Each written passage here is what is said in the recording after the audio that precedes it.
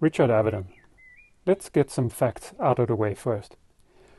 He was an iconic photographer who specialized in portraits and fashion. He was born in New York in 1923 and died in 2004. The photographer's first muse was his younger sister Louise. At about 20, he started as an advertising photographer and then worked for Harper's Bazaar and Vogue. For me, he has always been a go-to source of inspiration, but also for technique and his connection to his sitters.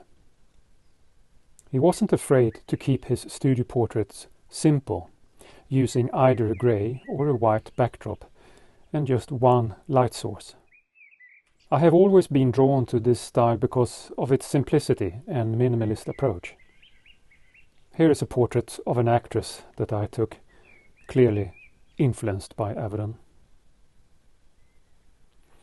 You can see in many of his photographs that he liked to have fun in the studio, or at least with his models.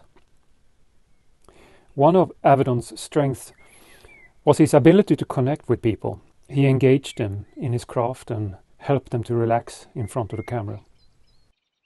I believe he encouraged his sitters to reveal a different side of themselves, which occasionally involved showing more skin.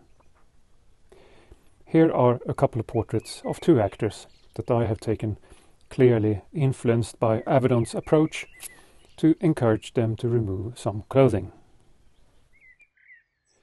His portraits are intimate and reveal every nuance of facial features with uncompromising honesty. Their subjects often stand alone, uneasy and isolated, revealing something deep and essential about their characters in the process. One example of Richard Avedon's enduring influence and fascination with his subjects was evident on May 4th, 2012, during the opening of a new exhibition at the Gagosian Gallery in New York. Titled Avedon, Murals and Portraits, the exhibition attracted an enormous crowd with a line stretching 4 blocks down West 21st Street. For his studio portraits, Avedon often used a huge 8x10 view camera. Personally, my largest format has only been 4x5, and I thought that was clunky. He showed remarkable courage in opting for a maximum simplicity in his photographs. Here, in another of my portraits, the influence is evident once again.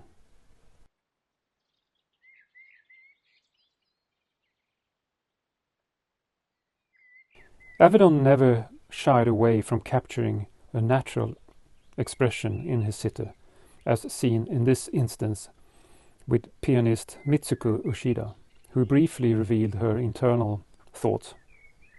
Here is one of my portraits exploring a similar theme.